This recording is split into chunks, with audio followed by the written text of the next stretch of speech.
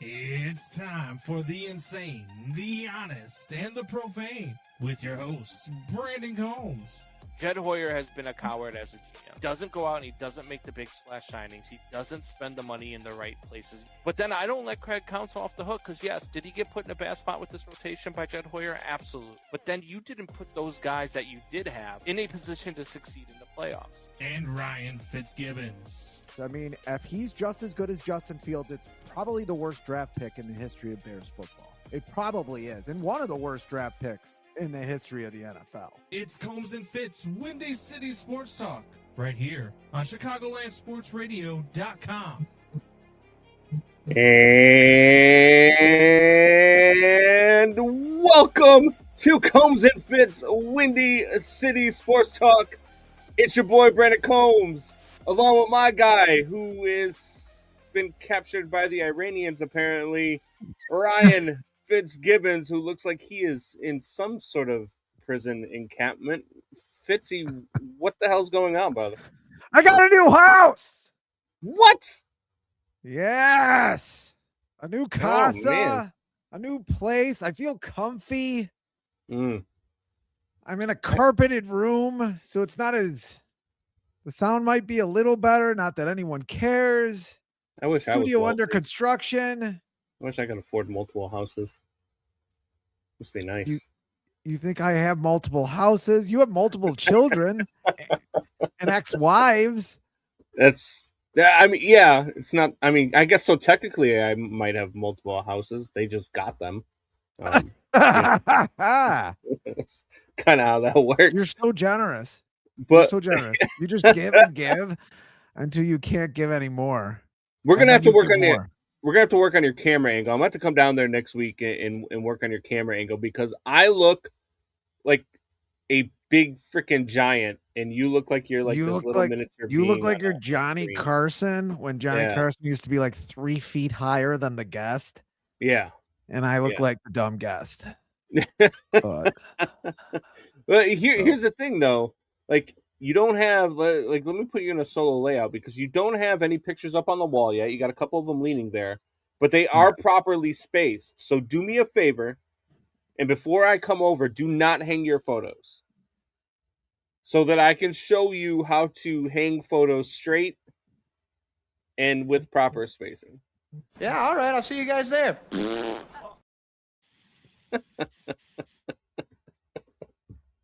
I'm just trying to help you out. I'm trying to help you out so that, you know, all of the listeners, your sister, Jeremiah, Doubting Thomas aren't just giving you flack week after week after week. But, you know, it's good, man. I'm happy for you. I'm happy you're in your new house. I'm happy you're comfortable. And next week I'll come there and you can finally take care of my steak dinner. we'll get some ideas together. Yeah. We're gonna have a real studio in here, baby. Absolutely. But the World Baseball Classic is back, and it is in fuego. Not trying to be responsible for tying this game. Instead, he'll give Venezuela the lead. Gone! The moment of a lifetime for Will Europe. Ready? He might have sent this to Caracas. Holy cow. Fastball. Watch this. This is He might have sent this to Caracas. That is unreal. The crowd. Dude, look, and we've got another USA-Canada matchup. I don't know if anybody out there is watching this, but the Paralympics gold medal hockey game is on right now, USA versus Canada. So we got another USA versus Canada gold medal game, by the way, which the U.S. is winning again. Canada can't beat us in anything. But I love what the World Baseball Classic has been. Look, I understand. We're gonna get into Team USA and Mark DeRosa and some of this stuff, but one of the things that a lot of people have talked about has been a big topic of discussion is the atmosphere of the World Baseball Classic, especially when it comes to teams like Dominican Republic, Puerto Rico, Venezuela, in all of those, Caribbean countries. But that's just the way it is, man. Like when you watch the Caribbean series, I remember, and I talked about this this week on BetMGM Tonight. I remember a game in the Caribbean series in November where a guy hit a solo home run in the first inning, and it took them 2 minutes and 45 seconds to round the bases. And I they thought need a when I pitch? saw the replay, I thought it was a walk-off. and because it took them so long, and I was like, oh, it's a really cool moment for a walk-off. And then right after that, they're like, yeah, so 1-0. And I'm like, what? That was a solo home run to start the game 1-0. Look, in America, in United States baseball, Major League Baseball, the next at bat, he's getting drilled. Or the guy up after him is getting drilled. And that's the difference between playing baseball in some of these other countries and playing baseball in America, or kind of really, to be honest with you, sports in general in America. You're not allowed to have that type of energy. You're not allowed to have that type of excitement when it comes to your games and when it comes to your sports. If you see a kid in Little League now hit a bomb and pimp it, he gets yelled at by the coaches and by the parents. Over there, they don't do that. Like they celebrate, man. You just hit a home run. You might not ever hit one again. So celebrate. And it's okay. And that's what I love about this series, man, is that it is so much fun. It's a ton of fun to watch. I love seeing guys, like Wilyer Abreu. Yes. I mean, what a moment for Wilyer for Abreu. that guy too. And you shared the other day about the electrician who pitched 4 or 5 innings. Yeah. Not that my brother John could get out there and pitch 4 or 5 innings and maybe one pitch and then a terrible rotator cuff injury, or his elbow just falls off. But yeah, I mean, really cool stuff. I mean, and you have guys in there like Brad Keller, Cub, who hit Tim Anderson. He's the guy that hit Tim Anderson, that started the whole Tim Anderson, basically made Tim Anderson famous. Had that crazy Sports Illustrated story with him. He's the one that hit Tim Anderson when Tim Anderson flipped his bat about 7 years ago now. Wow. And you have John Schmaltz, who is sort of an old time baseball don't celebrate guy. John Schmaltz could definitely celebrate when he did something on the mound. It's just the batter can't celebrate, which is really weird. It's a double standard that is stupid. Like that you could see within minutes in a game. Like you could see a pitcher get pissed at a batter for getting a hit or hitting a home run and celebrating. But then the pitcher in the same inning could have a strikeout and celebrate and motherfuck into his mitt and whatever. That's why I always said that if a pitcher intentionally throws at a batter, and they know, when a pitcher is intentionally throwing at a batter, we all know when it's intentional. The pitcher should have to stand on the mound and let the batter throw the bat back at the pitcher. I mean, seriously, like the way these guys throw now. You're throwing a weapon at me, but if I throw a weapon back at you, I'm getting suspended and I'm getting fined. You might get suspended for a day or two now in today's baseball, but back then you weren't getting suspended. It was part of the game. It was seen as part of the game. I still watch guys break up double plays by damn near fracturing guys' legs 5 feet after the bag. Like I still, and people, well, that was baseball when it was baseball. I love this game. This tournament has been so much fun. It's been a great kickoff again. Baseball season 3 years ago was the same thing. Yeah, we're only 10 days away from opening day. I know, crazy. Doubting Thomas, if I'm the Little League coach, I'm throwing at the next kid. Exactly. And he's got a Steven Seagal with Steven Seagal's painted Fu Manchu as his profile picture as usual. Combs Jr. Hey, Combs Jr. Studio under construction. Yes. Yeah. Andrew Howard. Hello. I think Andrew Howard's new. Yeah. What's going on? You got a new listener. All right. Mikey P, my guy, my new co-host on our Saturday baseball show, Going Yard. I've got too many platforms. Oh God, Jesus Christ. Humble brag. The worst humble brag in the history of humble brags.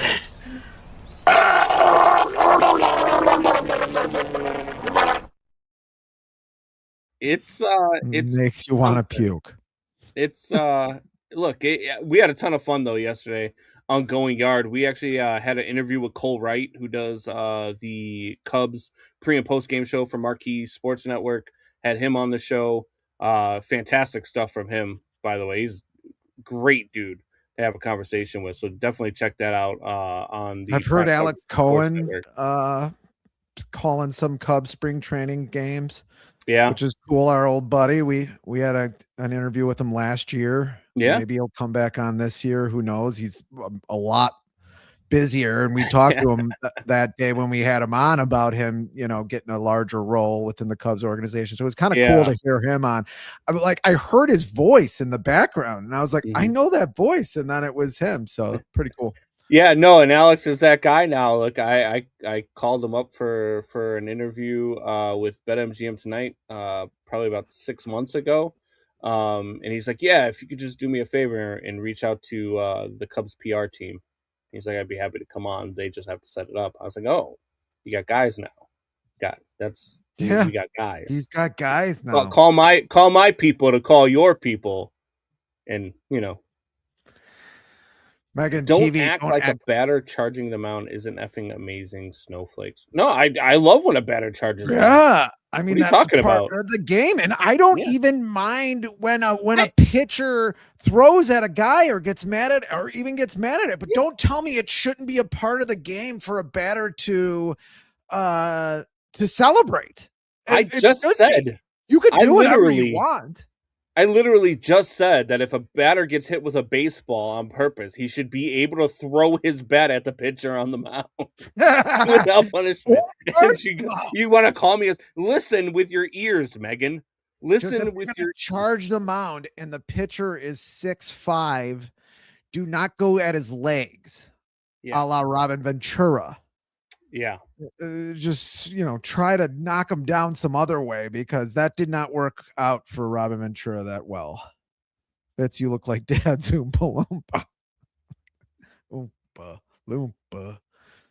I should get some. I should have got some of Donald Trump's makeup going. I shall call him Mini Me. Daddy, can I go out late tonight?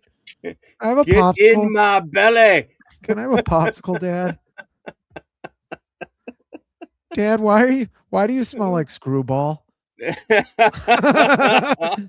Why do you always smell like Screwball when you yell at me, Daddy? Mikey P, I'm just here waiting for Brandon to put over Team Italy. Look, Team Italy yesterday with a great win over Puerto Rico. When that game starts and Puerto Rico hits the home run right off the bat, I was like, oh, here we go. But look, Mikey, just like I know you're Team Italy, but I told you yesterday, I'm rooting for Team Italy to get back to Tuesday. Because if the United States beats the Dominican Republic tonight with Paul Skeens on the mound, I want my lickbacks. I want to beat Team Italy in the championship. And Italy's good, man. Can I have a moment to be illogical? I feel like that's the entire show. Pretty sure we've had 4 years of you being illogical, but sure, go ahead. Why did Kyle Teal have to play on Team Italy? He's not even from Italy. And how many White Sox players have to get hurt running the bases? Best player on the team, out 4 or 5 weeks to start the season. Best player on the team. He's 4 for 6 in the World Baseball Classic, and he hurts himself stretching a single into a double. I just can't. I can't do it. I can't do it this year. I can't. Seiya Suzuki got hurt sliding into second yesterday trying to steal a bag. And he limped off. It did not look good. Bat. And you need that bat. I know. And this is why I said, and people give me so much hate for saying this every time I say it, but I say it every time we have an international tournament like this. Professional athletes should not be playing in these tournaments. I do not want my guys playing in these tournaments. These tournaments, these international type tournaments, the That's World Baseball interesting. Classics, are for college athletes. They're for amateurs. They're for the minor leaguers. They're for the guys that need to get seen by, they need to get seen by scouts. These are not for the guys who are getting paid $50 to $60 million a year. It drives me nuts, and I get it. Like, I understand playing for your country, and I know what it means. Unless you're Tarek Skubal, who's a coward, I know what it means to play for your country. Oh, But wow. I don't. Best pitcher in the league, probably. He's a coward. He's a coward. Okay. We can get into that. He's a coward. You can. Clearly, you don't pay attention to my Twitter, but that's okay. Well, I'll forgive you. I commented on one of your Twitter posts. Yeah, like I didn't get a comment back. Yeah, well, because Anyway. Oh man, I'm Team Fitz with all his energy. Brandon, you need energy. That energy, Mike.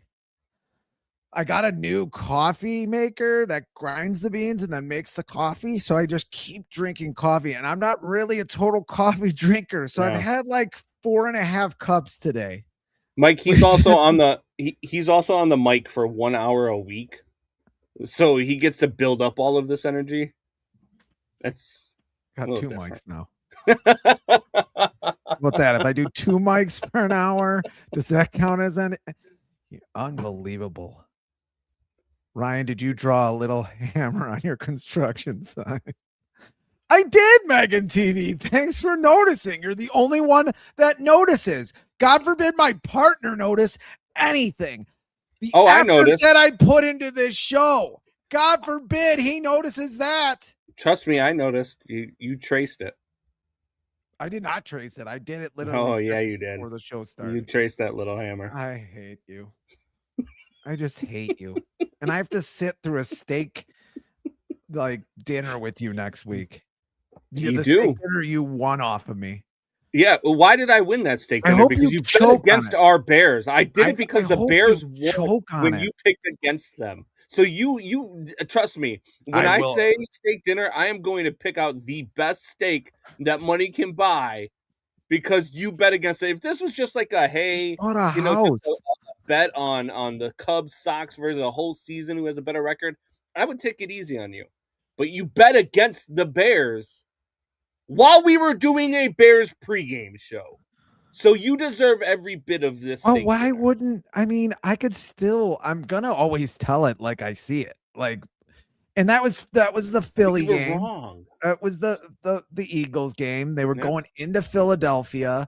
Mm-hmm. They had just a couple weeks before lost to the third string quarterback for the Ravens. Yeah. Just a couple weeks before. There's a few weeks before then. No one thought they were going to win. I did. It's not like I took points or anything. I just had them losing. Brandon's high quality steak is at Waffle House. It used to be. Steak I was in the Marine Corps. Yeah. Get a steak and a waffle and a couple lines of Coke, and we'd be good. Oh, wow. That went off the rails. Anyway. So yeah, no, World Baseball Classic has been great. We are 10 days away from Major League Baseball's opening day. You got the Yankees and the Giants in San Francisco on the 25th. That will open the season. And then on the 26th, everybody plays. Look, it's early. Baseball at Wrigley on March 26th.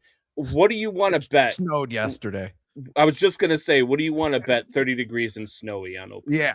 Yeah. I mean, there's videos through years of that. And now we're starting seasons 4 or 5 days earlier. Baseball season used to start on April 1st every year. Now they've expanded the playoffs, God forbid, lessen the season a little bit, in which I always thought contracting the season would then benefit teams that do put more money into their team. You could do it naturally that way because then teams would want to get to the playoffs more to have more home games in their stadium. God forbid contract the season, I'm sorry, it's too long. I love baseball. This is actually the best time to be a baseball fan. You got the World Baseball Classic, which has been unbelievable again. I mean, 3 Yeah. years ago, it's almost topping 3 years ago, and 3 years ago was one of the best tournaments I've seen in sports, period. You had the championship game ending with Shohei Ohtani throwing to Mike Trout 3 years ago, Yeah. if people forget that, which was awesome. We watched the game together. Yeah. I was a little drunk, but anyway, Yeah, no, I mean it was incredible, and you need more of those moments, and I think you're getting more of those moments. I know people are down with Team USA, and Mark DeRosa not knowing the rules, the manager of Team USA not knowing he the has rules. not had a good It's year. and then the backpedaling I think has been even worse for him, for a guy who is thought of to be one of the top names of this managerial cycle, to not know the rules and to have the tournament that he's had. I think it's hurt him a little bit. I do think that if USA wins gold, all of that goes away, though. I really do. And to kind of call out, I mean, or not in addition, but to call out not knowing how the tournament works either. Yeah. And how they could have been eliminated, and how they would have been eliminated, or just not knowing. Well, here's my thing. How much do you put that on Mark DeRosa and the guys? Because I will say this. The World Baseball Classic tiebreaker rules are pretty damn confusing. You take the number of runs given up divided by the number of outs that you've played. It was kind of crazy. And the reason why at first I was pissed off with Mark DeRosa about not know, like, how the hell do you not know? And then what happens is that morning I'm on Coaching Company that Monday morning, and I think that the Team USA needs Mexico to score 5 runs. So I tell Jonathan Coachman, hey, we just need to get 5 runs from Mexico and we'll be good. And he's like, no, you're wrong. We need Italy to score 4 or less. And I was like, wait, what? I said, no. I said, I'm reading an article right here from USA Today, which broke it down. And it literally said the games that the ways the USA would lose is anything 4-0, 4-1, 4-2, 4-3, 4-4, any of those numbers by Team Mexico or Team Italy wins. So I was like, yeah, so we just need Mexico to score 5. But then I saw the article he was looking at, and it said the exact opposite. So it was like the people that are covering it from USA Today, ESPN, the World Baseball Classic themselves, none of those guys knew what the rules were. Everybody that DeRosa talked to that day, even on, because the big thing was that he went on MLB Network and talked to the people that, because that's where he works, talked to them and said, hey, we just need to, we're already in, we already have our ticket punched, we just need this, blah, blah, blah. But nobody else knew that he was wrong until after the game. And for me, like, I dialed back a little bit. I'm being so angry with him. I still do think it's a bad look, because as a manager, it is your job to know what the scenario is. It is your job to put your players into that. And instead you were like, you let them celebrate the night before. By your own admission, the guys were getting after it a little bit. So we're going to give some guys some days off. And I mean, that part is on you, but I'm not as angry with him as I was directly after the game for not knowing the situation, because it was pretty damn confusing. Yeah, I mean, it is confusing, but you would hope the manager, Right. USA team, would be able to, at least before he says that, like, how prepared are you? Yeah. To even, I don't know. But then to just say you misspoke, I mean, you didn't misspeak, you just didn't know. Like, that's the real issue there. And we're getting into political territory. Yeah. Where it's like, I misremembered. Yeah. It's like the old Hillary Clinton misremembered. Oh, yeah. Don't even, I can't even, we don't want to get into all that, because, misremember Benghazi. Yes. Anyway, yeah, I give him some of the blame for sure. Actually, I give him most of the blame for sure. But nobody else knew the rule either. Nobody on the team told him he was wrong. None of his coaches told him he was wrong. None of the people that he talked to in the media told him he was wrong. Nobody knew the situation either. So I do give him a little bit more of a pass there. And I think Mark DeRosa is a smart baseball guy. I like Mark DeRosa a lot. And I think that he's going to do a good job. I actually think he's going to be the manager of the Cardinals next year, which I think he could turn that team around pretty damn quickly. I do like Mark DeRosa as a manager. I think he's going to do well with Major League Baseball. It has been a bad tournament for him, though. Yeah. I mean, Cardinals still rebuilding. Might be a perfect time for a change there. I don't doubt the Cardinals at this point. Yeah. It's hard to, but in that division, I think it's got to be again this year the Cubs division to lose. Yeah, I mean it should be, right? Especially with Milwaukee getting rid of their ace and I'm there with it. I actually think that the Cardinals are not the Cardinals, the Reds are the biggest competition. I thought that last year as well. They did come on in the second half. They did. I made it to the playoffs. Yeah, I think this Reds team is there. I know a lot of people still look at Milwaukee, but I think Milwaukee takes a huge step back.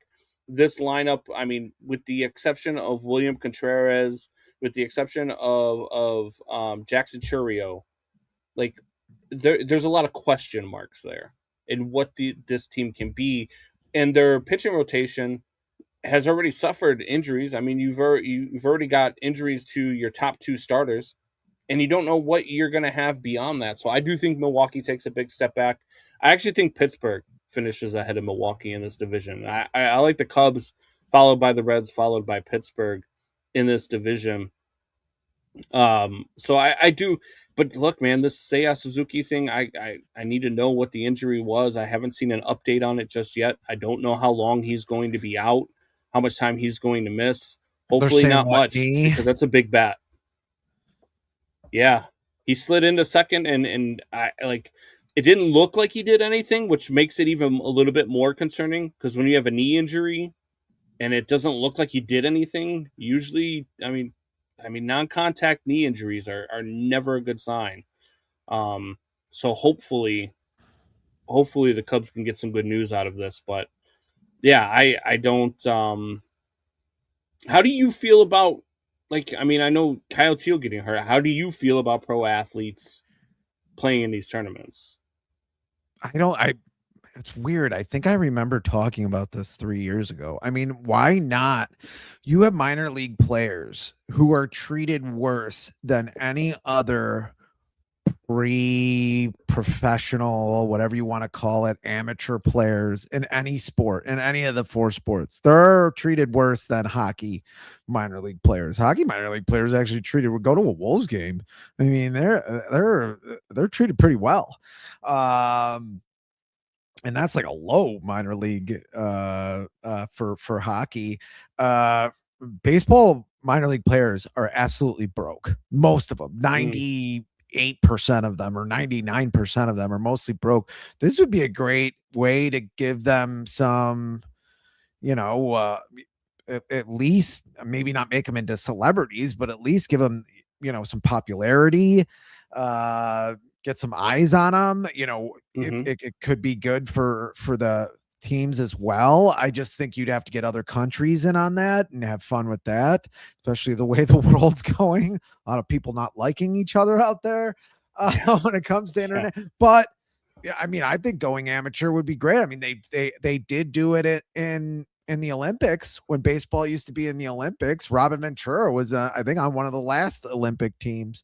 No, I think there was a couple teams after that, and he was a minor leaguer at the time. He wasn't or he might even have been in college, and it gives them, you give a chance to see some of these guys, maybe give guys chances to make a little bit more money that are in the minor leagues. I don't see it being a bad idea. And then you don't have guys getting hurt. I mean, Seiya Suzuki, they already know what Kyle Teal is. The thing that stinks about that is he's a younger player. It just takes younger players longer time, not to come back from the injury, but to get their timing back, because they're not that used to getting hurt and then coming back in season. And especially at the beginning of the season, you do not want that to happen to a young guy. And then maybe he gets hurt somewhere else. He's just not, they just don't know their bodies as well. And you don't know it as a training staff, hopefully Seiya Suzuki, and with a knee like that, that's tough, but at least you could know what Kyle Teal is going to go through. It's going to be, 4 to 6 weeks. You'd think it would probably be less, but with a catcher, you're thinking a month and then rehab time. Like we're probably not going to see him till May, and it's also for a team that, to be honest with you, they're not competing for a playoff spot. You know what I mean? So to lose Seiya Suzuki for a team that's expected to win their division and maybe compete in the National League, there's a lot of people out there that are talking about the Cubs being the second best team in all of baseball next to the Dodgers. So that's a big bat to be losing. And with a team that has a chance to compete, like I said this before the tournament, I said this before any injuries, and I've said this for a few years now. Could you imagine how, look, I know how we all feel about the Dodgers and the way that they spend money, but we would agree baseball's better when Shohei Ohtani is playing, right? Like the sport itself is better when Shohei Ohtani is on the field. Could you imagine if Shohei Ohtani does something in this tournament where he gets hurt and he misses some time? And none of us will feel bad for the Dodgers, but we're going to miss months of Shohei Ohtani if that happens. Like that's the problem with the sport. And Seiya Suzuki is a great hitter to watch. Yes. Bat. You don't really want to watch him in the field. No. But hopefully he's gotten a little better. It's possible to get better as a fielder in baseball. It's a lot harder to get better as a hitter. But he's a great hitter, man, and he's just getting better. You need that bat in that lineup. You definitely need that bat in that lineup. It's going to be a good lineup anyway, but you need that bat in that lineup. And if he hurt his knee, that's a problem. And really just having an up and coming player like Kyle Teal, who's, like I said, he was 4-6 in the WBC, to not have him playing, 120, 130 games like he was going to play for sure. Good left-handed bat. I mean, he really came on at the end of the year last year. Even the rookie of the year on the other side, the National League, I forget his name, but he was a catcher. Kyle Teal actually in the second half had better numbers than him. So not having him in, it's something. With the knee, that's a different injury. With a hamstring, you kind of think with Kyle Teal that was probably going to happen anyway. Sometimes with a hamstring, it's just a matter of time. It's just, at some point in spring training, this injury could happen. With a knee, that Seiya Suzuki's injury seemed more like an acute injury that happened during a game where he's going all out and that. With a hamstring injury, if that thing's gonna pop, it's probably gonna pop. And that's the other side of this, right? Like you've got these guys playing in these games, and I mean, look, they want to win these games. They take these games seriously. They have a lot of pride in these games, so they're going all out at a time where their bodies are used to just ramping up. Yeah, true. You know what I mean? And that's another problem that I have with the World Baseball Classic, is that I've always felt like, once every 3 years or so, do this during the All-Star break. Screw the All-Star game. Let's watch 2 weeks of World Baseball Classic in June and July when these guys are full bore and ready to go. Like I think that's, if you're going to have your professional players, if you're going to have your $50 to $60 million a year guys playing in these tournaments, that's when you do it, not in March. And it's just, that's where it's just tough. I mean, it's tough, and I know that these guys want to play. I mean, you see it with Team Dominican Republic, with Puerto Rico. I mean, you got Vladimir Guerrero Jr. In the second inning to make it a 1-run game the other day, going all out, head first slide, trying to avoid tags, getting up. You know what I mean? Like Soto, great slide. Yes, in the Dominican Republic game. Slide. The swim move slide, which was terrific, a terrific slide. But that's a big boy. Yeah. That is a big boy making that slide. I don't know if I'm the Mets. I think the Mets are going to be really good this year. I think they retooled. Yeah, they got rid of Pete Alonso, but they brought a lot of guys in as well. I think the Mets are going to be a good team. I think they're going to compete well in that East. I think that East is going to be because I think the Braves are coming still too. Yeah. I think that could be a really tough division, maybe the best division in baseball. I mean, I really think that's going to be a crazy division with the Phillies. I think are still going to be competitive too. I think it's going to be an interesting National League. I don't know if they're going to be stronger than the American League, but I still think it's going to be an interesting National League, especially with the Cubs. And my question to you, though, Brandon Combs did not have the Cubs winning the division last year. Mm-hmm. He had the Reds winning. Milwaukee ended up surprising everybody. Yeah. Who do you have? Are you ready to predict who wins the NL Central this year? Yeah, the Cubs win the NL Central. I mean, I think the Reds are their closest competition. I think the Cubs win somewhere like 94, 95 games. And I think that the Reds are somewhere in that 88 to 90 win mark as well. And I think it's going to be a competitive division. I think the Pirates are going to be better than people think. I think the problem with the Pirates is the lineup, right? Like, we don't know how many runs they're going to be able. Their pitching staff is really good. The Pirates pitching staff is even borderline after elite. Skeens. Even after Skeens, yeah. Yeah. So I like that. But for me, it's the Cubs and the Reds, and then everybody else. So yeah, I have no problem predicting the Cubs to win the division this year, and they should. And if they don't win the division, they're probably dealing with a ton of injuries. Yeah, which could be a problem. That's my only worry, is that pretty much from a fielder perspective, from non-pitching perspective, you were okay last year. You didn't have a lot of injuries, and now we already see one injury, Seiya getting hurt.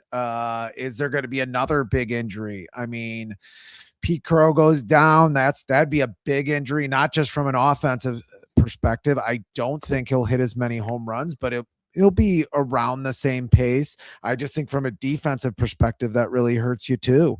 And yeah, I think that, the Cubs have one of the better defenses in all of baseball, top to bottom. I mean, there's not a much better outfield. There's definitely not a much better defensive center fielder in the game than Pete Crow Armstrong. Their infield is, left to right. I don't know if there's a better infield in the game when you go Bregman, Swanson, Nico, and then you're probably Michael Busch is probably everyday first baseman. Yeah. So yeah, I don't think that there's a better defensive team in baseball. I just think that the worry you have is just injuries. Yeah, it's very rare. It's just the law of averages that you have 2 seasons in a row where a lot of your position players don't get hurt. They get hurt way less than pitchers. That's why the Cubs usually do invest more in position players. Just even in their drafts, they do. They will go free agency or trade on the pitching side. That's how they got Jake Arrieta back in the day. Jed Hoyer does not. He's definitely a different GM than Theo was, but he kind of has almost the same philosophy, which I'm not totally against. I think they could do better on the pitching side, but they really invest in position players because they don't get hurt as often. They just don't. But 2 years in a row, not almost having nobody be hurt for a long period of time just doesn't usually happen 2 consecutive years in a row. We'll see if it does. If Seiya Suzuki's out for a while, they're already going to be a little bit behind the 8 ball. I don't think he hurts you as much because he's not on that defensive side, like you were saying, as much. He was going to play some outfield for sure. He was going to play, 80, 90 games in the outfield, maybe a little less, but I just think 2 years in a row without having another position player get hurt might not happen. I think that's the only worry I would have. I have the Cubs winning this going away too. I think it's over 90 games. I think wins this division Well, I mean, Yeah. it's hard for me to bet that hard against Tito though. There in the Reds dugout. I mean, that guy just makes the playoffs, man. It's kind of inexplicable what he's able to do as a manager. And the Reds are an interesting team. They do have a lot of young talent. They don't spend a lot of money. So that's going to be a problem for them, but they're going to score some runs, the Reds, and we'll see where it goes. But I really think it's the Cubs division to lose. I remember Dad cut Holmes Jr. You want to read this or? I know exactly what he was talking about. This might have been one of the reasons why I got divorced. I remember Dad cut his date early back in 2015, 2016 when we were visiting Chicago because Arrieta was throwing a no-hitter. So we had come in to visit family. Wow. And my mom decided that she would watch the kids while we went out for a date night. And Arrieta, it wasn't just a no-hitter, it was a perfect game that Arrieta had going. So we came back early so I could finish watching the game. Wow. Did he get the no-hitter this time or? He did. He did. Yeah, he finished it off. Yeah. He at least got that, but yeah. I mean, you're sick. You're just a sick lunatic. I mean, like, no, it's a problem. No, it's a problem. I mean, I'm gonna be fair with it without calling the her out. To be fair to myself, she probably deserved it in the end of things. You know what I mean? Like it was. Oh my God. I mean, I'm just saying. If you know the story, how so? I mean, it's not that bad of a thing compared to the things that she ended up doing. That's how. Yeah, that's how. So I mean, compared to the things that she did during the marriage, that's probably a little bit all right with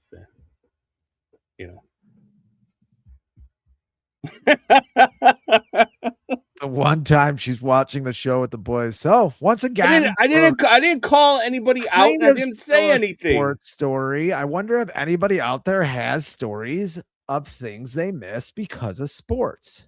I'm trying to think. I'm sure a lot of people have things they miss because of sports. I mean, look, especially now that I work in the industry, I miss all sorts of things because of sports. Because I have no choice. I know the Cubs were in the playoffs. Yeah. When I got married, the Cubs were in the playoffs. It was 2016. It was October of 2016. I think they were playing the Dodgers at the time. But they were way ahead. Some people were watching the game, but they were way ahead. They ended up beating up on the Dodgers in that series. I think that might have been the time where the catcher hit the grand slam for the Cubs. Well, no, if that was the case, then it was a 1-1 game when he hit that grand slam in the 8th. No, this was maybe. Yeah. But weddings kind of go late, so it doesn't. In those games end around 10. Your wedding doesn't end till like midnight. So I was in the bar the whole game. Thanks, Doubting Thomas. Thanks for being there for me, brother. Montero home run. Yeah, no, it was the Montero home run. So it was 1-1 for a lot of the game. I think it was. I mean, I wouldn't have even gone to your wedding. Okay, this what? It was WrestleMania weekend. She wanted to hang out. He said, no, it's WrestleMania weekend. What are you, out of your mind? I'm going to go over and see some girl when I could watch dudes in fights for a weekend? What are you kidding me? WrestleMania, Combs Jr. Come on. It's not so bad that you have it. It's that you gave it to your son. That's what's bad. Is that you gave it to your son. It's like what? It's like that old drug commercial where the dad finds drugs on the kid and he's like, Dad, he's like, why are you doing this? He's like, I learned it from watching you. Look, his love of sports and his passion for sports, he definitely gets from me. Him and I had this conversation last week. His looks, for the most part, minus the fact that he hasn't had a haircut or shaved in about 7 months, he gets from me, and that's too bad. And his love for and passion for sports he gets from me. His, maybe his everything else he gets from his mom, his attitude, his anger issues, all from his mom. You're gonna be out. I'm just gonna say this to Junior. You're gonna be out watching your sports game. You're gonna ditch your wife, and you're gonna come home. And you're gonna come home to this.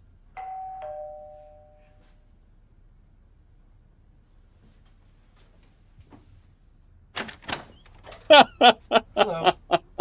Yeah. I'm here for the gangbang. I'm just saying. I'm here for the gangbang. I'm just saying, Junior. Look, people say sometimes sports are not everything. Sometimes sports are not everything. I mean, you disagree. I do. It depends on the sport, right? Like, look, I'm watching the Paralympic hockey gold medal game right now. There was nothing on at 10 o'clock in the morning. I needed some sports, so I'm watching the Paralympic gold medal game right now. It's 4-2 USA right now over Canada with 4 minutes to go, by the way. At least you gave up on women's basketball. Well, I mean, women's basketball kind of gave up on itself. And you gave up. Yeah, when they got mad because they weren't getting paid more when their league is totally in the red. Some people need to tell them. You know what's funny? You got to make money to get more money. They actually did profit last year. They actually did make. I think it was something they were like way behind. No, last year and maybe even the year before they were profitable. But those were the first 2 years they were profitable. But they weren't profitable by enough to pay these players what they want.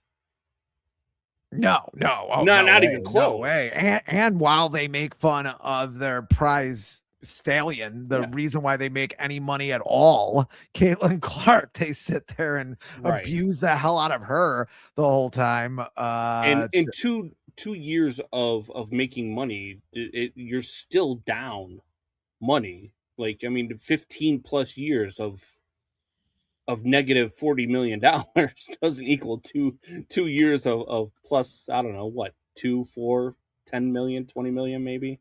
Like, I don't even know if they made that. Did they even make that much? I don't even know how they could have made it. I'm looking it up right now. We'll get our production staff on it. But I don't know.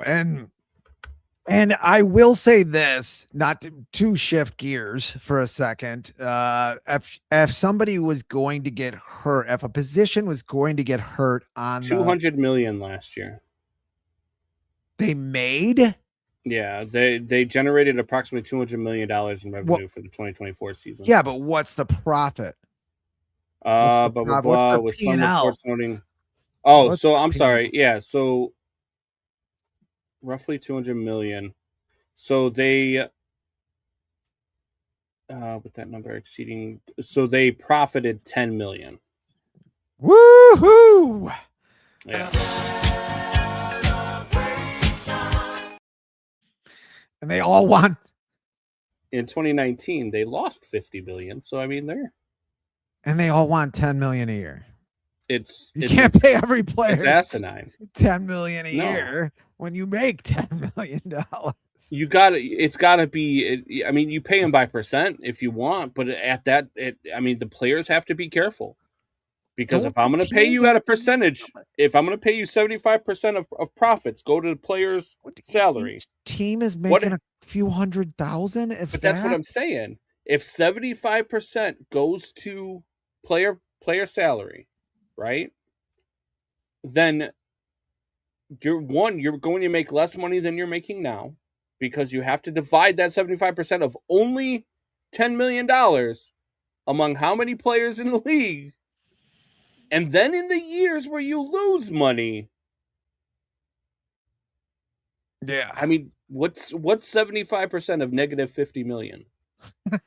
I mean, seriously, that's where they got to pay it back. Yeah, I mean, it's just.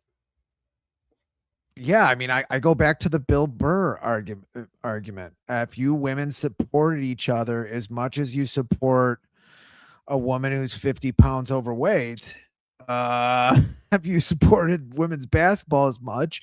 I mean, you have literally have women saying that men should watch more of women's basketball. Well, it's about 50-50. The population's about 50-50. If 5 to 10% of you women watch women's basketball, it'd be an outrageous success. But not only that, but how about this? How about if you have somebody, and this is where you have to think about it, right? You have somebody who is taking care of you, right? Day after day, day in and day out, they are just taking care of you. They are they make sure that you eat, they make sure that you bathe, they make sure that everything. You've got a vehicle, you've got a roof over your head. They take care of all of it.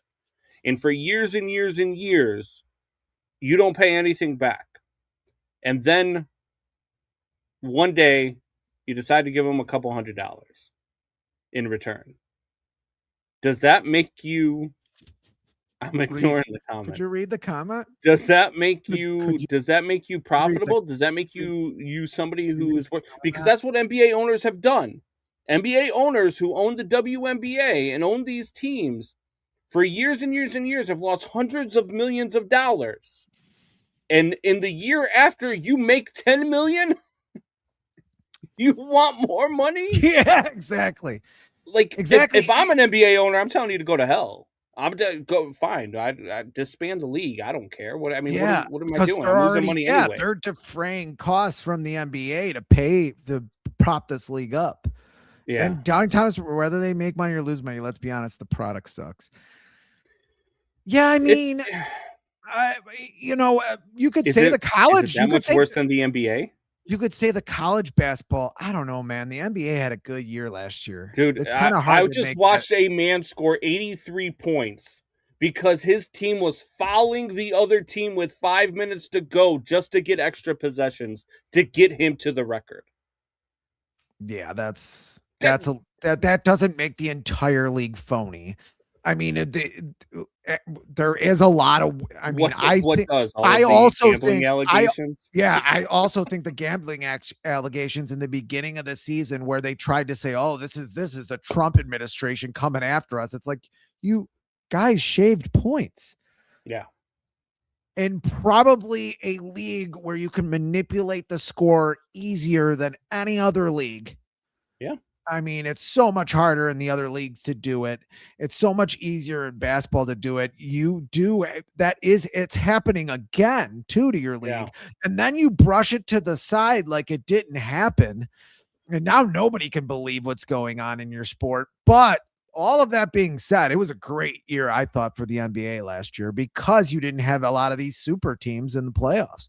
I think that made for a better product. The NBA playoffs last year, no one could. I mean, they were very popular and they were good. They were athletic.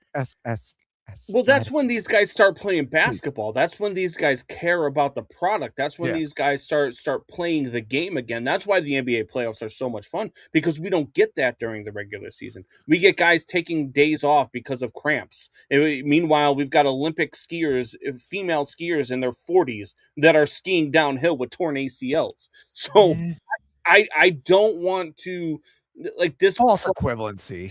Regular season product is so bad.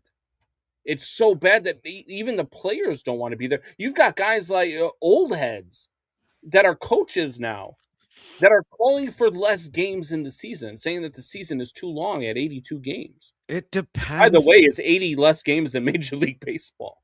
I know. It depends on the game. It does depend on the game that you're watching in the regular season. It depends. Who's playing who? Is it a conference game? Is it, closer to the... So we had the Nuggets versus the Spurs the other day. Two of the best teams in the West. You had the Nuggets versus the Spurs. The final score was 136-131. That used to be the NBA All-Star score. Yeah, it did. Was it a good game in terms of the score? Because it was a close game? Sure. But there was no defense being played the entire night. Yeah, but watch some of those games when it was like 83-78 from the 90s. Those were not exactly fun games to watch. either. Well, they were because they were defense. It wasn't because guys weren't trying. Guys were going to the lane and getting their heads There was taken. a lot of half-court boring offense going on too. There was. The talent per player in the NBA now is much better. You might say the top half talent or the top 5% of talent is pretty equal to what it was 20, 30 years ago, but the talent up top to bottom is much better in the NBA now. And a lot of that talent is going to go to the offense. I mean, every league, the offensive scores are going up, every single league, except for maybe baseball. But there's a problem going on in baseball with pitching's just dominating in baseball. And the football has taken a half a step back, but NCAA championship predictions. You got we can get there. I wanted to touch on that today. I just don't think that I can yet because the brackets haven't come out.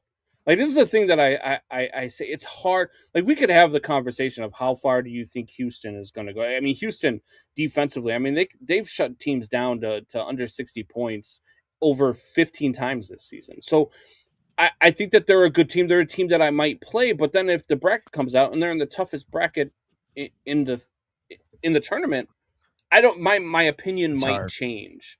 So I think, if you pay attention to the socials, like on my Twitter, I will have my bracket posted tonight because we're doing it for BetMGM tonight. We have a whole bracket thing. I will post everything so people can join that bracket pool, and so you'll know what my picks are. I think Florida's good enough to win it all again. I think Michigan can finally be a Big Ten team that finally wins it again. I don't think the Big Ten's won it since Michigan State in like 2000. No, Mateen Cleaves, if you remember that name. I think that there's like about. Here's the way I look at it: the top 20 teams. You haven't the said top Duke 20 once. teams are far above the rest of college basketball. But in those top 20, there's so much parity between those top 20 that there's a lot of schools that actually have a chance. I wouldn't be shocked to see UConn do it again. Like, so I have to see the way the bracket shakes out. There's a lot of teams. I've been watching the conference tournaments all week. There's a lot of teams out there that I think are good. I mean, look, the way that Arkansas is playing right now, they're going to be a tough out in this tournament. I mean, they might win the SEC today. It's really tough to say. I do want to see the way the bracket shakes out before I'm not going to give you an exact winner. If I had to pick right now without seeing the bracket, I'm going to tell you Florida just because they're the reigning champions and they're good enough to do it again. Not Duke though. Duke's good. 32-2. They're just like shooting wise. They have a lot of off nights and they have a lot of days where they come out slow in the first half. And in the NCAA tournament, that can really, really spell disaster for you. Yeah, because they get nervous at the second half. I mean, that's a product that's taken a few blows. Yeah. NCAA basketball, because a lot of the best players don't spend as much time in college anymore, and it shows. It does show. I mean, you could say, yeah, they try hard, and it's like, okay, I can watch a pickup basketball game where guys are trying hard. The talent is not the same in the NCAA as it was when we were younger, and I'm talking about when I was in college. Derrick Rose was playing, as I was getting out of college on Memphis. He was at least playing 1 year. Now he's already in the NBA or what have you. And I mean, there was real talent in these tournaments. Well, now with the NIL and everything else, I mean, look, the NIL, I'm going to say this until I'm blue in the face. The NCAA has to get a hold on the NIL. I just don't know how they do it. I mean, it has gotten out of hand to the point where, I mean, they've got players now that are playing in the G League that are coming back to college to play for colleges. Like that how is that? I don't even know how that's a thing. You sign a professional contract, you're no longer a collegiate athlete. Like, it shouldn't be. Well, if you still have eligibility years and you want to go back to college, why can't you play basketball? So look, those are good stories. LeBron skipped high school. You want LeBron going back to college right now and playing college ball? LeBron never went to college. You think LeBron should? Let's put He's LeBron gotta on play Duke every right now and game. see how that goes.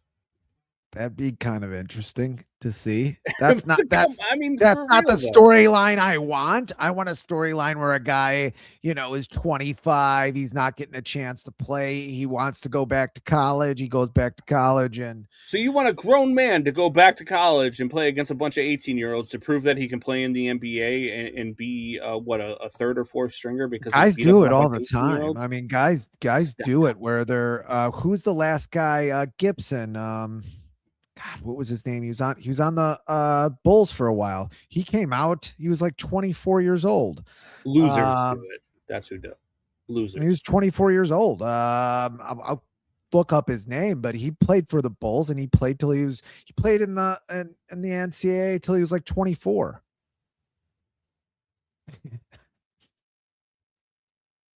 Is this what this is about, Fitz? You're trying to go back to play some college ball? I don't think I would have any more. I don't think I would have any more eligibility, Doubting Thomas, because I actually graduated from college.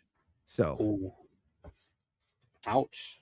Wow. I'm not even sure if he did or not, but I'm hoping he didn't. I'm hoping he didn't. I'm not. I think he did graduate from college, so it's probably wrong. But whatever. Which college, though? We're inaccurate. What? Which college? Which college did you graduate from? Phoenix Online? No. Eastern Illinois University. Oh, all right. So we've been in the tournament. They've been in the tournament a few times here or there. And they've had some college or some NFL quarterbacks. Yes. NFL coaches, Sean Payton. Shanahan was an Eastern grad. I call that a college diploma. I do. The education system in America calls that. And the education system in America is a great system. And they call it a diploma. I was just going to say, if you're going to reference the education system in America as your terrific. Point, it is terrific, sir. You shut your damn mouth. You think you could come on here and wear your green Cubs hat because it's St. Patrick's Day and be like, look at me. I got a W on. Fly the W. We haven't even played a game yet. Meanwhile, why did they sign Bellinger, huh? Meanwhile, you traced your penis onto a freaking construction sign. Yeah, because it's a sledgehammer. That's why. Yeah, it looks like one. That's for sure. Unbelievable. It's probably why you're in an Iranian basement. Anyway. Speaking of Iranian basement, there is one more point I did want to make. We talked about Polymarket last time we were on. That's the betting site that does the, side bets and a bunch of prop bets, like crazy prop bets, like who's going to sing at the halftime show. They did have a prop bet and odds. First of all, I was an English major. Here we go. I don't know what that means. What, I can't speak. I guess I can't speak. But anyway, first of all, Polymarket had a prediction on the Iran war starting. Someone made a bunch of money off of that. How they knew, I don't know. I actually, that Chat GPT wrote this sign. However, Chat GPT wrote that. You son of a bitch. Anyway, getting my point, Polymarket did have on the Iran war, had a bet for that. Someone made a bunch of money that the Iran war would start on the date it started. I forget what date. I think it was like a Sunday morning at like 2 a.m. Our president comes up in a baseball hat, worse than yours, to say that we're going to start a war. But that's beside the point. Then they took it down, but it's a huge story. Polymarket had odds on somebody using a nuclear weapon in this war, which is really out of bounds. That's the weirdest prop bet I've ever seen. I mean, it's unbelievable. And somebody who sits on the board of Polymarket, Trump's son does. If they do, you're not going to be able to collect. I know.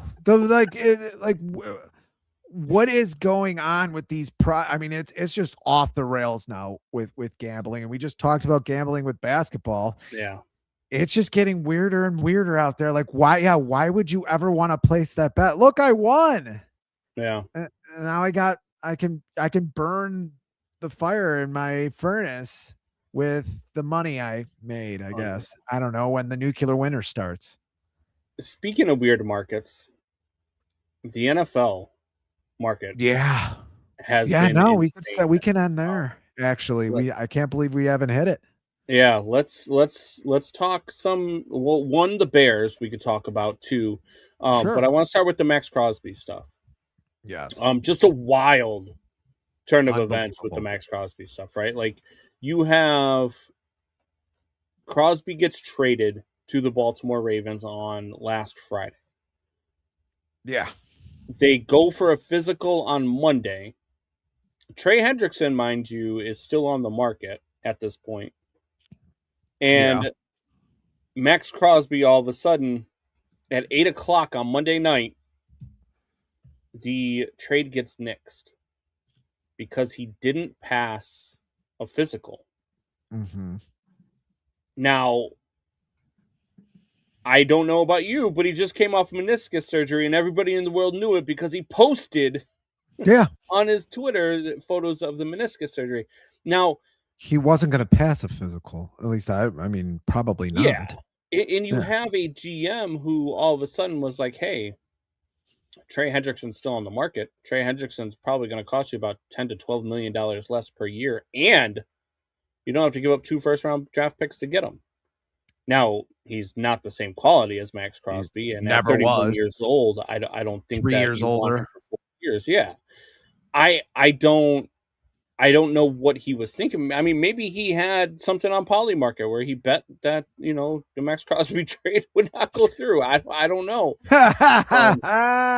But I felt like to me, it seemed like there were some shenanigans there. I don't think that if Trey Hendrickson is off the market at that point, which then they come out and they say, oh, we were already working on a deal with Trey Hendrickson. I don't believe that either, because if you were working on a deal with Trey Hendrickson, then why didn't you sign him already? Like, why didn't you sign him on the first day of free agency instead of on Wednesday after the deal gets nixed?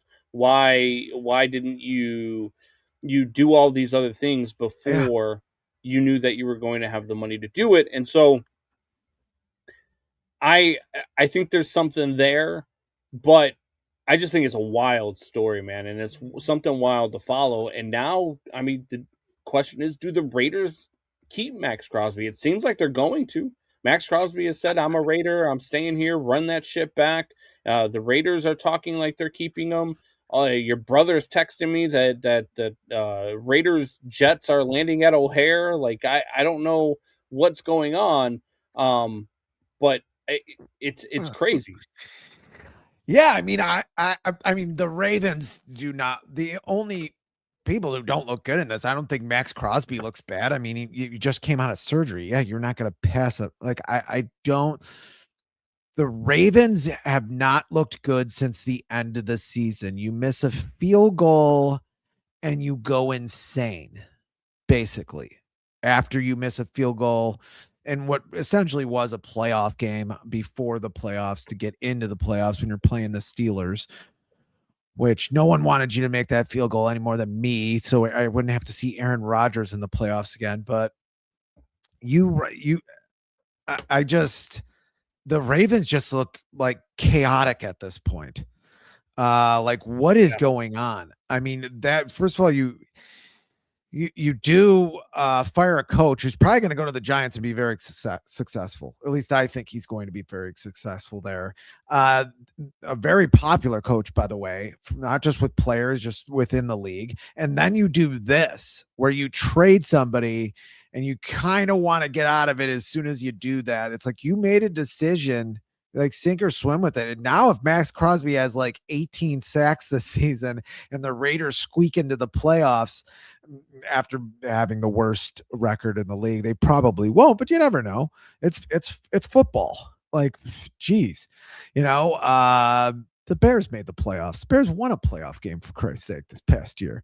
I mean, it's a very weird situation. And I think the only people that look bad are the Ravens in this. I mean, what is going on over there? Actually, an organization that you could respect before the end of this year. I don't get it. I mean, it's really bizarre. I think the Bears could probably get Max Crosby at this point for less, but I don't think the Bears are going that way, folks. I mean, you're going to have a max contract with a QB soon. I mean, you're going to have to put that puzzle together. And don't think every decision that Poles is making right now for the Chicago Bears isn't looking forward at having a $50 million quarterback. And that's on the low end. He's probably going to get $60 million a year. Yeah, they can move stuff around and do this or that. They're going to have a giant cap hit coming for Caleb Williams. I mean, that is why, and I know I keep saying it, and I said it on the phone to you the other day, that is why you have Ben Johnson here day one for Caleb Williams, because then maybe you win a Super Bowl last season because you have a Caleb Williams that's in the same offense for 2 seasons in a row. That's why you do it, because those 3 years, if you have the quarterback you think you're going to have moving forward, you don't keep the defensive coach that's an idiot as your coach, because those 3 years are golden. That's why the Bengals make the Super Bowl in the second year of Burrow. That's why the Chiefs win a Super Bowl. I mean, that's why the Chiefs are having trouble competing now, because you got a guy on a max contract, and Patrick Mahomes is a terrific quarterback, but he's not going. It's hard when you have a guy on a max contract building a team. You need, especially when you haven't drafted well on the offensive or defensive line. When you haven't drafted well on the defensive line, you're putting that much money into it. You're not also going to take Max Crosby on. You're not able to do that anymore because you're paying Montez Sweat. You're paying Grady Jarrett. I mean, you're paying a lot of these guys. Dangbo, who's been hurt, you're paying him money. Like, you're not that puzzle does not fit into place where you have a Max Crosby. I don't think it was ever going to happen. And Trey Hendrickson getting $90 million to me is absolutely insane. You're going to have him playing on guaranteed money when he's 35 years old. 90 million. He got 112. 112. Sorry. I think we guessed at 90 million, but still, I mean, and a lot of that money, maybe it's 90 million guaranteed. No, it's 112 guaranteed. It's 120 after incentives. It could be 120. He's not hitting those incentives. A guy that just didn't play. Did he even play it down last season? I mean, you got a problem here. I think that's a big problem with that contract. You were never going to sign Trey Hendrickson either. You got to hit in the draft. You just have to hit in the draft now. And you need you're probably going to need a safety to bring along now that you didn't. Now that you didn't sign Brisker. He did play last year, 7 games. He had 4 sacks, 11 solo tackles, 1 forced fumble in those 7 games. Okay, 7 games. I don't know. Yeah, where I missed that. That so inaccurate what I just said. Many things inaccurate, but you're correcting me as I go. Still, the philosophy is still the same. You were never getting Max Crosby. I mean, Doubting Thomas says they're still going to try to save him, but with the failed physical, who thought he was going to pass a physical after his surgery? If I'm the Bears in this situation, I restructure the contracts that I need to restructure to create the cap space to go ahead and get Max Crosby. And I still offer the 2 first-round draft picks, because there's nothing you're going to get at 24 this year, or hopefully at 24 or later next year, that's going to be better than the production you're going to get from Max Crosby off of the edge. And there's just not. Like, he is a game wrecker. And even if you're eating the last 2 or 3 years of his contract, like they will be with Trey Hendrickson, even if you're doing that with Max Crosby, this is your window right now for the Chicago Bears. So you go and you get that game wrecker. I have to show me the numbers where you're able to do that. When you're paying Jonah Jackson, when you're going to be paying Darnell Wright soon, when you're paying Joe Tooney, when you're paying all these guys to play on your offensive line, then you flip it to the defensive line. The guys I just said, you're paying Montez Sweat, you're paying Grady Jarrett, who's they're going to be 35. Yeah, but That's they're exactly coming what's off left of the on Max books next Crosby. year, right? Like, if I'm not mistaken, the Bears have a ton of money coming off the books next year, and they did that on purpose because of the Caleb Williams stuff. Yeah, because they're not paying some option in the fourth year. They're Caleb Williams will have a contract after this year unless something catastrophic happens, and he's not very injury prone. You do have a lot of contracts out there. Yeah, I'm sure there's a lot of money coming off, but then you have to have guys replace them. I think they have to win in the draft here. I don't think Max Crosby's happening. It just doesn't. You can't pay for that many people. Yeah. So then you get a guy that you put up comparable to Sweat for a lot more money and give up 2 firsts. Oh, and you kick that can down the road for the years you need to sign Loveland, Caleb, Rome, and Burden. Well, before any trades, restructures, anything like that, the Bears will have $40 million in cap space next season, and that's before they decide what the actual salary cap will be next year either. Which it'll go up again, I would think. Yeah. It's football. But that's not a lot. I don't know. That would scare me. Here's the thing about him compared to Sweat, though, right? Like, sure, but he's able to contain better than Sweat. Like Montez Sweat. Now, I'm not looking at just the sack numbers, right? Because Trey Hendrickson has eclipsed Max Crosby in sacks as well. But the way he contains, he almost single-handedly beat the Bears this year. Max Crosby did. He did, and he crashes down on the line. When was the last time you said that about Montez Sweat? Well, he can go vertical and horizontal. He's he's quick too. Sure, Caleb kind of made him eat his lunch a few times there in that game. And that's back when Caleb just did not have a handle on this offense yet. Caleb did that to oh God, I'm gonna forget his name now with the Packers. Banks over on the Giants.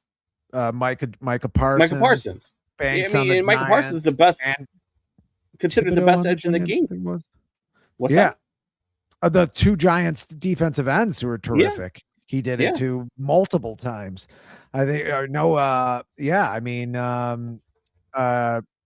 and you know, Max had a great team. Yeah, Thibodeau, yeah. Not the other Thibodeau. But Kayvon Thibodeau. I did have a Thibodeau picture in here, but I don't have it right. Anyway, they do have to sign Darnell. Darnell Wright is an offensive lineman you sign. You're not getting rid of that right tackle. Yeah. No, I agree. And you have to do that extension with Caleb. I just think all that's a problem. I think that makes them very nervous to get a guy that they're paying, and they would rather try to roll the dice and see if they can draft. It's just very hard. How do you feel about the moves then? How do you feel about the Devin Bush move? How do you feel about Kobe Bryant move? Not the alive one. How do you feel about getting a guy like Kobe Bryant from the Seattle Seahawks, Devin Bush from the Browns, who put up pretty damn good numbers, even though he was with the Browns last year? I mean, I feel like they've done all right in free agency. I was okay with, letting these guys, and I know a lot of these guys have signed 1-year deals, but I was okay with giving some of these guys. Kevin Byard might have been the one that I probably give a deal to, but once you sign Kobe Bryant, you're not going to give any money to Kevin Byard. But I'm okay with Jaquan Brisker going away with his injury history. I'm okay with, letting Tremaine Edmonds walk, just because of, he's going to want the years and the money that just don't fit into your plan. So were you okay with the roster moves, with the roster additions? Do you still feel strongly about this Bears team heading into next year? The center with the Patriots. The only thing that scares me is you're a team that went into the playoffs and you can't take best player available in this draft. You just can't do it. They're going to say it a million times. We're just going to take the best player available in the draft. You're not going to do that. You're not going to do that. Well, you have to go 24. Edge. You have to go edge, or guess if you went safety, it'd be okay, or tackle, defensive tackle. But you just signed Kobe Bryant. Why would you go safety? Well, you bring somebody along. I mean, I don't know. You probably need a strong safety to back the to be a backup here at some point. I'm just saying anybody on defense, defensive tackle, I would take as well. I mean, they need that too. They do have two, second round picks as well where they can fill these in. But yeah, I mean, you want a defensive end. You're not going to take best player in this draft. You've kind of pigeonholed yourself where everybody knows you got to take these few positions. It's defensive end or defensive tackle. Yeah, I'm just saying they also probably need a cornerback. They've still got Javon Dexter and Grady Jarrett at defensive tackle, but they've also got the kid that they drafted last year, Shamar Turner. They went out and signed Neville Gallimore and Contavious Street at defensive tackle to get some depth there as well. So they have already made moves at defensive tackle. I think for me, the obvious move is either linebacker or B, edge. I mean, edge to me, look, Montez Sweat and Odangbo and Austin Booker, they're all like, I think you know how I feel about Austin Booker.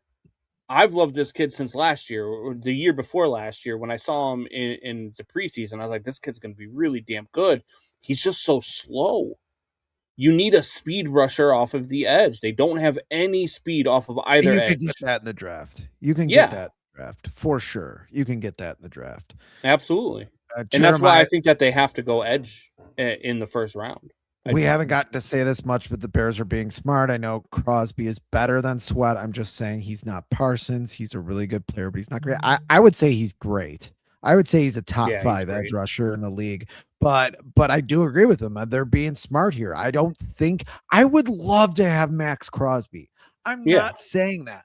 I just don't think it fits with your future plans. Now, someone said, is they're not in a win now, period. You're in a win now, period. Like, I don't want to hear that crap. I heard someone in the media say the Bears are not in a win now. They're in a win now situation. It's just you have a salary cap. Yeah. And you have to fill some of these positions. You did not draft well in the defensive line. You did not draft well in the offensive line. This is what you get for it. You do not get Max Crosby. And do you trust Ryan Poles going into this draft? That's the other thing. Like, do we trust that Ryan Poles is going to make the right moves, the right call at 24 when it comes to which edge rusher he picks, which defensive player that he picks, or could you imagine they go running back at 24? Unbelievable. No, I would not. That's no. You can get that in the 3rd or 4th round. No, we're not doing this again. I'm not doing this again. I'm just telling you.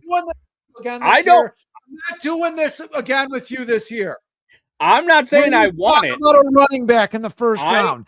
Johnny Thomas is 2 minutes away of bringing up Barry Sanders. And I want an edge.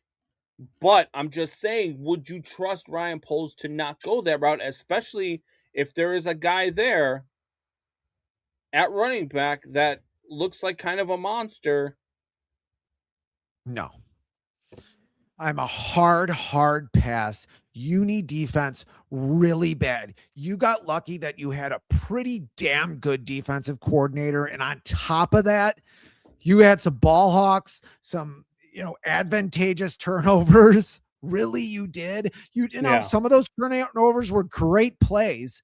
Some of those turnovers were great plays. The 2 guys who had the most turnovers are gone. Nashawn Wright and Byard, who you are already mentioned. Both of them are gone. But, maybe Kobe Bryant, I've heard good things about him. I haven't seen him play a whole hell of a lot, but I've heard good things about him. But I don't know if you're going to have another season there where you have all these turnovers. You're going to have to stop some teams. You weren't able to stop teams. There were certain periods where you'd go a quarter or 2 where you're going to stop teams. You have to be able to stop teams if you're going to play better. That was a lot of the reason why Caleb's numbers weren't as good, including his completion percentage. That people don't. Let me ask you when this: you're playing from behind, when you're playing where your defense can't stop anybody, you're going for on 4th down a lot more. Your completion percentage is not going to be as good. Well, let me ask you this then, because Arvell Reese and David Bailey, sweaty over here. They probably go in the top 10 or the top 5 of the draft, I should say. Arvell Reese might be the best player in the draft, the edge from Ohio State. David Bailey, the edge from Texas Tech, probably goes somewhere in that top 5 as well. Maybe to the Giants at 5. They could use another edge, or they might even go safety. If you're the Bears, do you trade next year's first round draft pick, the number 25 this year, and probably a second round this year, or if not both of your second rounds this year, to hop into the top 10 to grab a Reuben Bain Jr.? And I know people are talking about his arm size and all that stuff. I don't care. I watched this kid dominate some of the best offensive linemen that are coming out of this draft off the edge in Miami. Like, I mean, you're mortgaging your future, but you're getting that premier edge rusher at a prime age. That's a lot of picks. And you'll have him for 5 years on a rookie contract. Do you go and make that move for because that's what it's going to take. I mean, that's what it's going to take to get a guy like that. But if that's the guy that changes your defense, that takes you from here to here and makes you a legit Super Bowl threat, do you mortgage that? Or do you need too much if you're the Bears to give up that many draft picks? That's a lot of picks. You need that many picks to get up that far up in the. If you need that, I would say so. If you're hopping in the top 10, and why? I know you're doing it for the contract. I get that because it's a rookie contract. But why aren't you doing that for a for sure thing? Then what's the for sure thing? Max Crosby. Well, yeah, but because Reuben Bain Jr. is a lot younger, and Reuben Bain Jr. doesn't cost you $37 million a year. It doesn't. No, it doesn't. Yeah, you better be for sure. I'm a no on that, just at face value. Okay. I mean, is he gonna be a generational? I mean, I'm going to need something. I mean, he changes the face of your defense for sure. No one's a Myles Garrett, so I'm not going to bring that name up, but I'm going to need a guy who's there is a Myles Garrett in this draft, and that's Arvell Reese, but you're not getting him. Arvell Reese probably goes 2. Yeah, but I don't know if you can call anybody a Myles Garrett. I mean, my mind, Arvell Reese is pretty damn close. Very few have been better than him, if at all. Yeah, but Reese is a dog. I mean, there's no planet where you can get up high enough to get Arvell Reese. I think he goes number 2. And to be honest with you, if the Raiders didn't have such a need for quarterback, I would argue Arvell Reese goes 1. I think Arvell Reese might be the best player overall in this draft, and I love Francisco Mendoza. Jeremiah says if they take a running back, he's creating fake Ryan Poles sex tapes and leaking them. I'm not having the running back conversation. I just think I think that if Jadarian Price is there at 24, I think that the Bears, because I know Ryan Poles, that's why I think that they have that conversation. Are your dogs barking? They are. They're upstairs running around playing with one another, barking. Troy Garment says turnovers come in waves. Can't rely on those every season. I mean, some teams are able to do. I mean, we know Dennis Allen's defense usually does have a lot of turnovers. I mean, Lovie Smith did it for years here. Players would come in and come out and they would still get turnovers. Like some defenses that are geared towards turnovers do create more turnovers, but he does have a point. They do come in waves and you can't. Yeah, you do have to go. I think you have to go defense. Too bad this isn't the draft like the 2024 draft where a defensive player isn't picked till the 16th or 17th pick in the draft, and you don't have, your players to pick from there. Yeah. No, it's going to be interesting to see what the Bears do. I'm still, I mean, are you as high on the Bears heading into the season with the roster moves, with the subtractions there's a lot of subtractions and only a couple of additions so far. So the rest of the additions will come through the draft. I think you have an offensive team right now for sure. I mean, I'm not saying anything, but you have a quarterback that's not going to play 8 games this season. And what I mean by that is I don't think he got it together until that Philadelphia game. And maybe even after that, Caleb Williams Yeah. got it together this year that I owe you a steak for.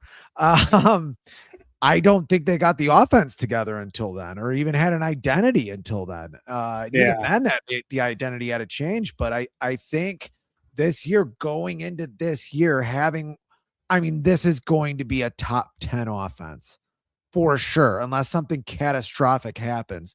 This is going to be a top 10 offense. I feel really good about the Bears this year, actually, because of that, because you're playing the full complement of games. Don't really tell me the strength of schedule. Yeah, some teams are going to be good every year, but there's teams that are going to be bad that were supposed to be good, and teams that are good that were supposed to be bad. It's the NFL.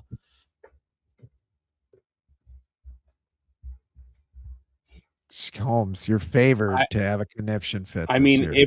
the Darnell Wright draft, I got to get that video. If they draft a running back at Bourbon Street, 200 people in the audience, you screaming about the Darnell Wright pick, which was a pretty good pick. I'd rather have Jalen Carter. I was wrong about that one. I'd rather have Jalen Carter, but they had already made the trade at that point. Yeah. What did you say before that? What? If they draft a running back, I will definitely have a conniption fit. Oh, I will too. But you said you said something else. I don't know. Yeah, you did say. I was wrong about that. Oh yeah, no, I was wrong about the Darnell Wright move, but the reason why I had the conniption fit was because at that point I felt like I can't remember what it was. I knew that the Jalen Carter, I was okay with them not drafting Jalen Carter because of the issues that he had, and I didn't think they had the locker room to deal with the issues. I think the problem that I had was they didn't go wide receiver. I believe they left. You wanted your boy. Yeah, and they left him on the board. I think that's why I didn't learn how to play football until his 3rd year. When you're a good team, you are the strength of schedule. You don't worry about it. That's a good point. Yeah. Yeah. I mean, it's one of those things you look at their opponents and at this point, to be honest with you, we really don't know what their opponents look like because you still have to go through the rest of free agency. You still have to go through the rest of the draft. We don't know what the rosters look like. So it's still to be determined. I'm on board with the Bears. I'm on board with Ben Johnson. I'm on board with this roster.